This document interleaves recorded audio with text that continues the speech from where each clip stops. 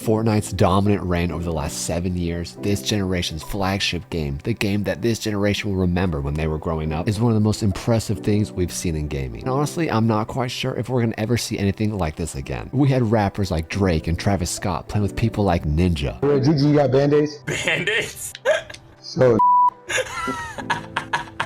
These are the type of cultural interactions that we needed in our lives. This game made nerds cool again. But what makes it so much more rare, so much more unique, is that this game was a third-person game. This game was nothing like all the first-person shooters that dominated the 2000s and the 2010s. The 2000s had games like Battlefield, Quake, Halo, Call of Duty. And while the 2010s didn't have quite as much diversity in the gaming selection, it was still led by Call of Duty, which was also a first-person shooter. It's kind of crazy to look at a list of the top-selling games in the 2010s and it's just Call of Duty, Call of Duty, Call of Duty, Call of Duty. But that list, it's a little bit deceiving. Why are you coming fast? For one, Call of Duty enjoyed the ability to sell games on both PlayStation and Xbox. A lot of first-person shooters like Halo didn't enjoy that. And in the 2010s, there's really no doubt Halo really started to fall off. Battlefield 1, Battlefield 5, they were alright, but they never got to the place where Battlefield 4 got. Battlefield 4 was legendary. Titanfall had a nice run, but that fell apart pretty quickly, but hey, they became Apex Legends, so it worked out for them. And what do all these genre-dominating games have in common?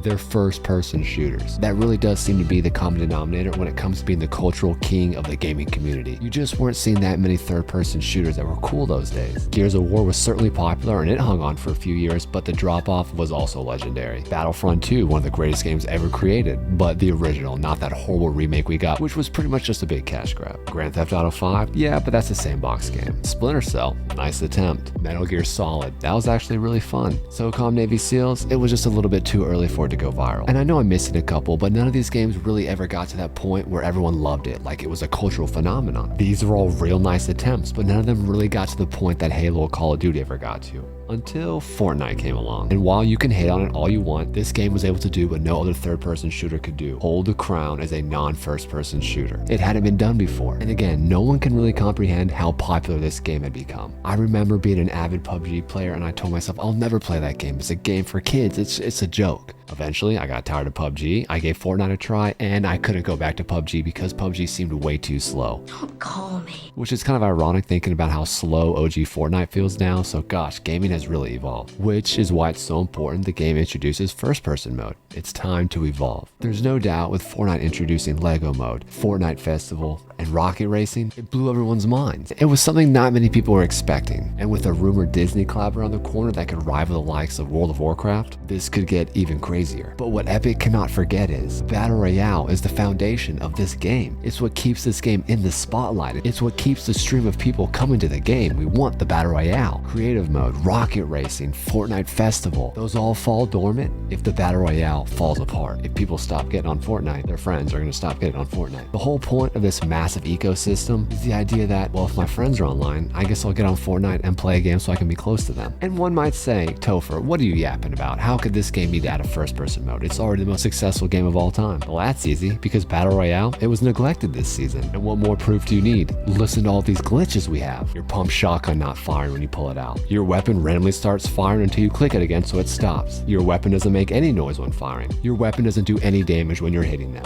The screen goes randomly black when you're driving or using the grapplers. Vending machines take your gold but don't give you anything. How rude. When you zoom in with the sniper rifle, you look down. Movement glitch is back again. The bus loading glitch. You can actually build in zero builds, which people are getting banned for. And I'm sure I'm missing a couple, but these are literally game breaking. And don't even get me started on the cheating right now. And I get it, they have limited bandwidth to what they have to work on. But everyone knows if you don't take care of your superstar, the team will suffer. We're talking about practice, man. And honestly, it's not like people are going to stop playing because what else is there to play? But that's kind of the point. Apex has fallen into its niche and it's not really shrinking, it's not really growing, it is what it is. Call of Duty, for all intents and purposes, is dead. Where is it?